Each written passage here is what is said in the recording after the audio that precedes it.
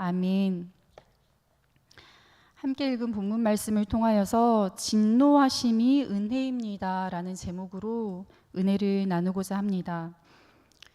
레위기에는 하나님의 선민이 된 이스라엘 백성이 하나님과의 바른 관계를 유지하기 위해 꼭 지켜야 할 제사와 일상생활의 각종 규례들이 기록되어 있습니다.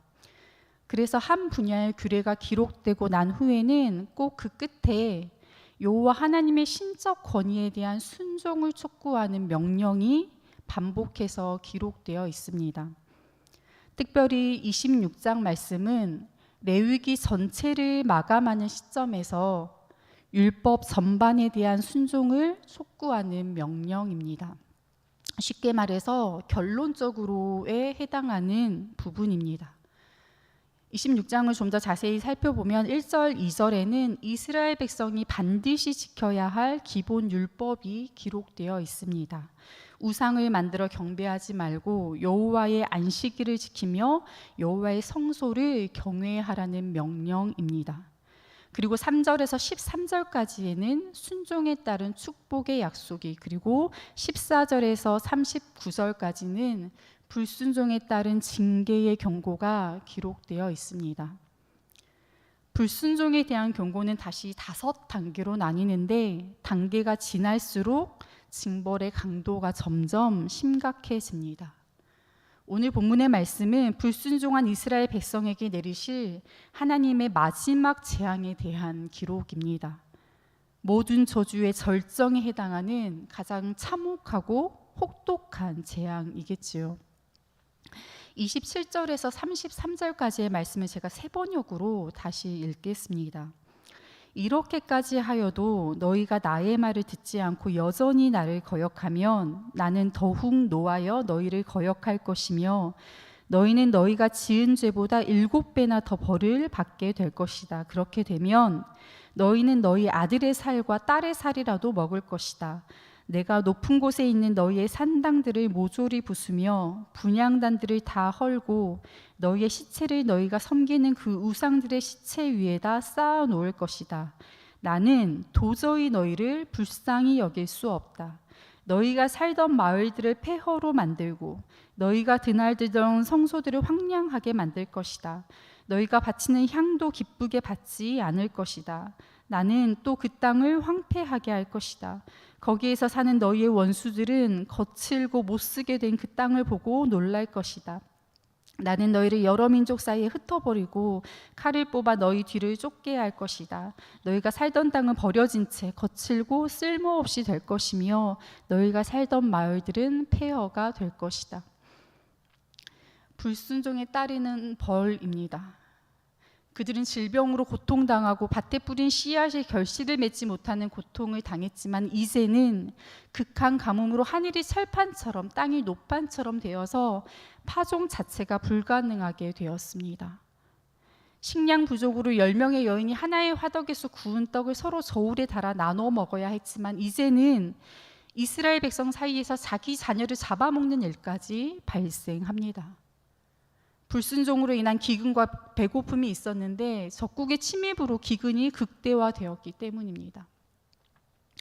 하나님의 진노는 여기에서 멈추지 않고 가장 큰 비극에까지 이릅니다. 바로 하나님의 부재입니다.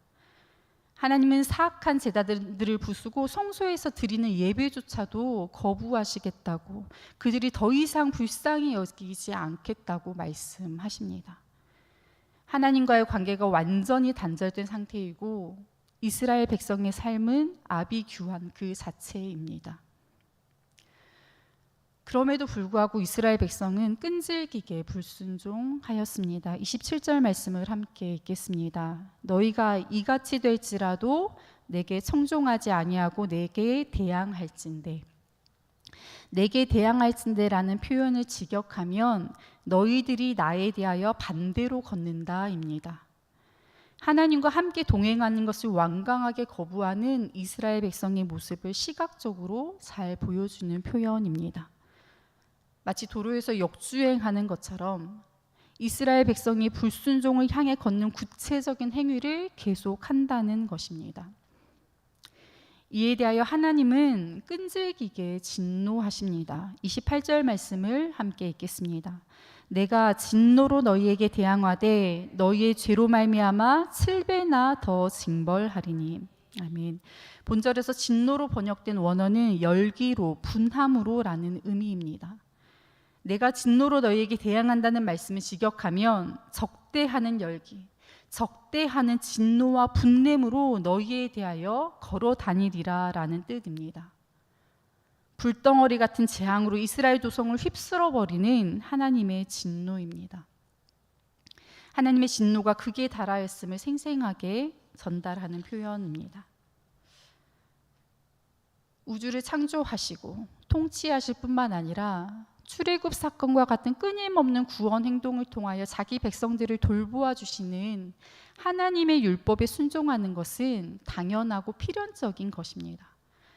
그러나 이스라엘 백성이 이와 같이 너무 쉽게 하나님의 살아계심을 망각하고 하나님의 뜻을 저버린 채 불순종의 길을 걸었습니다. 그리고 그 결과는 오늘 본문의 말씀과 같이 참담하고 무서운 재앙이었습니다. 또 이스라엘 백성의 불순종에는 25장에 기록된 안식과 희년에 대한 명령도 포함되었던 것 같습니다. 34절, 35절 말씀을 함께 읽겠습니다.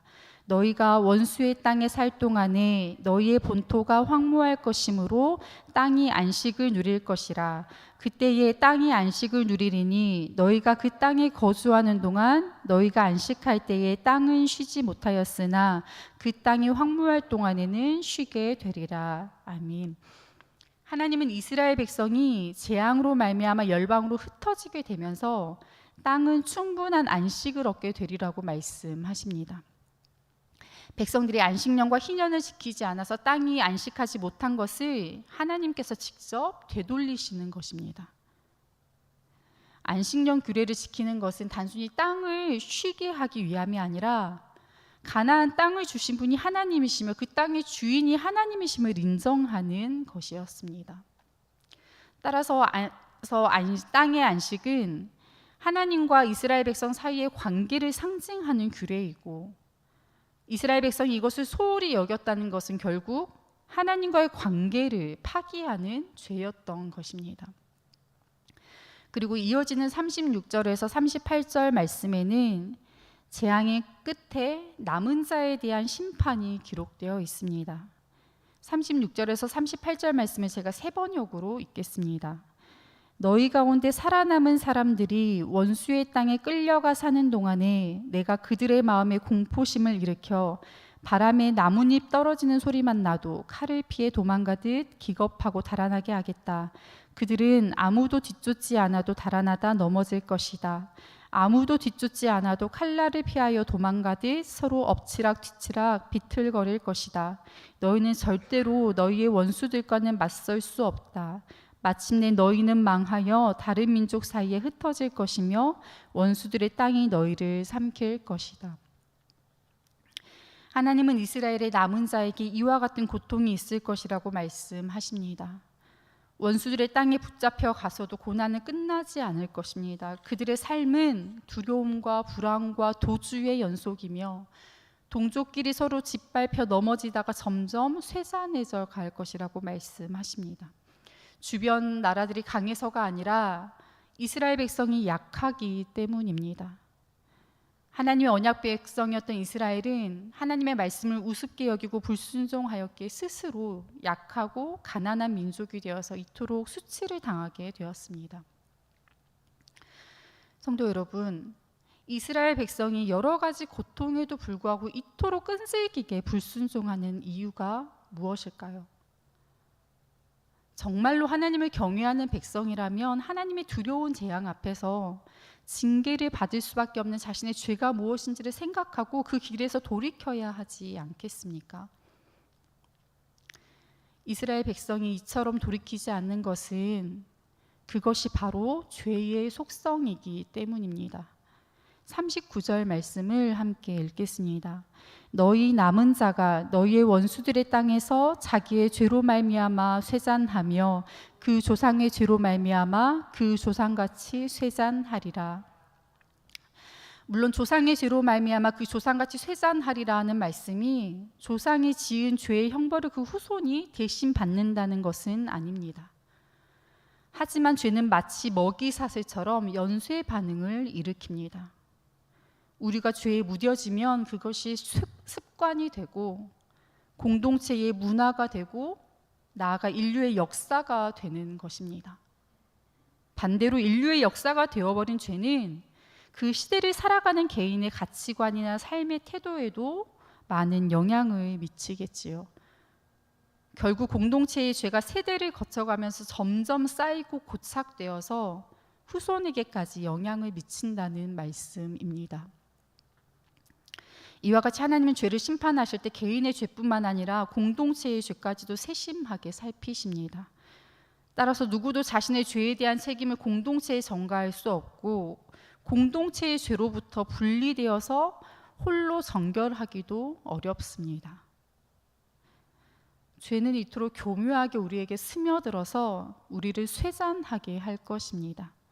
쇠잔하다는 말은 상처가 골마서 썩어 들어간다는 의미입니다. 이스라엘의 남은 자들이 이방의 땅에서 그들의 생명을 간신히 이어가는데 점점 그 생명이 썩어지고 결국 비참하게 죽어갈 것이라는 말씀입니다. 본문의 말씀을 묵상하면서 누군가 손가락이 베이면 내 손까지 아프게 느껴지는 것처럼 마음이 무겁고 어려웠습니다.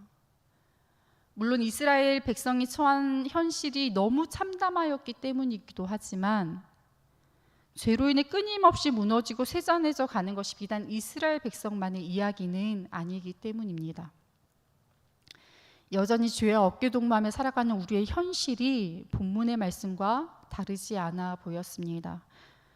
그러니 죄를 끊어야 저주가 끊깁니다. 회개만이 사는 길이고 순종만이 생명의 길입니다 라고 적용하는 것이 마땅해 보이지만 어쩐지 그 결론이 마음이 편하지 않았습니다. 그리고 마음속 깊은 곳에서 올라오는 불순한 질문이 하나 있었습니다. 하나님이 자기 백성을 이렇게까지 혹독하게 심판하실 수 있나라는 질문이었습니다. 하나님 앞에 솔직하게 마음을 내어놓고 꽤 오랜 시간 묵상하였습니다. 그리고 깨달아진 것은 하나님의 벌은 오직 부재였다는 것입니다. 예를 들어서 부모가 젖먹이 어린 자녀들만 놓고 출타하면 집이 어떻게 되겠습니까? 앞뒤 분간이 안 되는 아이들에게 불이 두렵고 물이 두렵겠습니까? 집이 엉망진창이 되는 것은 물론 아이들의 안전도 장담할 수가 없겠지요. 그런데 하나님이 이스라엘 백성을 떠나버리셨습니다. 그랬더니 이스라엘이 난장판이 되어버린 것입니다.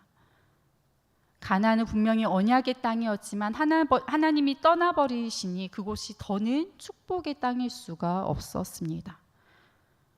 이스라엘이 자녀를 살육하고 산당이 무너지며 시체가 나뒹구는 황폐한 땅이 되어버린 것은 하나님의 부재로 인한 결과였습니다. 거룩이 제하여진 이스라엘의 죄가 만연하여진 것입니다. 하나님의 심판이 혹독하게 여겨진 이유는 아마도 하나님의 진노를 체벌이라고 생각했기 때문인 것 같습니다.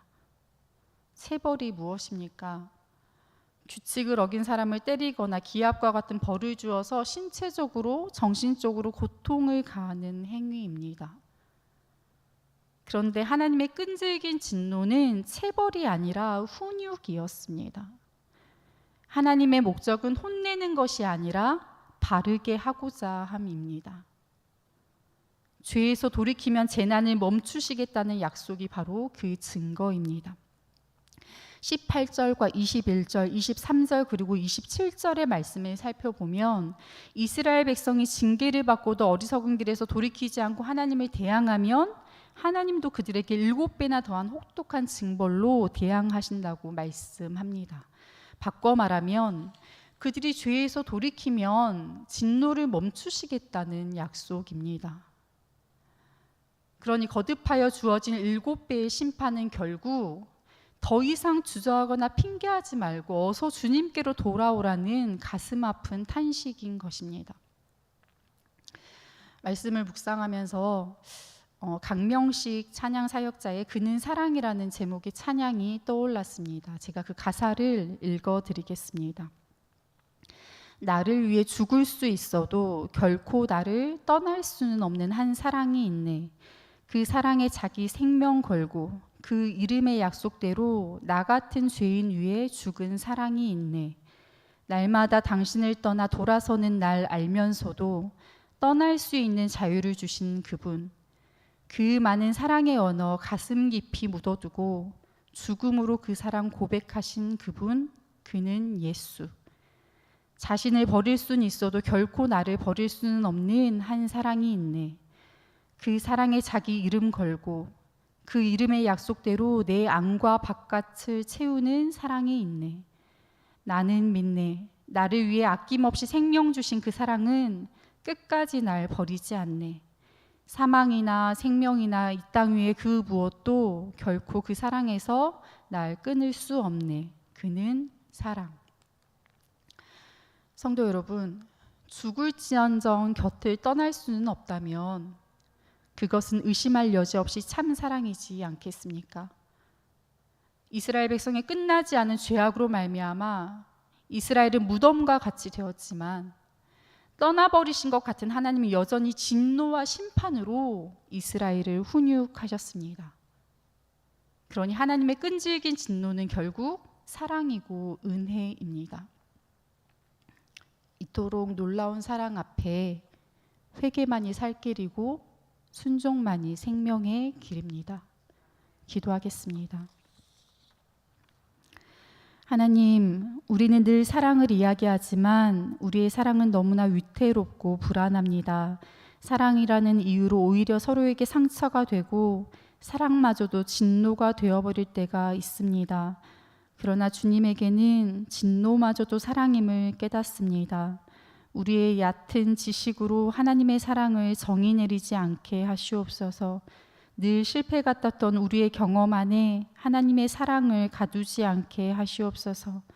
하나님의 온전한 참사랑, 햇빛과 같이 우리를 비추시는 그 사랑, 풍파도 그치고 어두운 밤도 환하게 하는 하나님의 참사랑으로 우리의 마음과 영을 채워 주시옵소서. 하나님의 사랑이 우리 안과 밖에 가득 채워질 때에 비로소 깨닫게 될 우리 인생의 비참함에 감사하게 하시옵소서. 무덤과 같이 통곡이 가득했던 우리의 비참함이 깨달아짐으로 인해 회개하여 살게 하시고 순종함으로 생명의 길을 걷게 하시옵소서. 우리 구주 예수 그리스도의 이름으로 기도합니다. 아멘.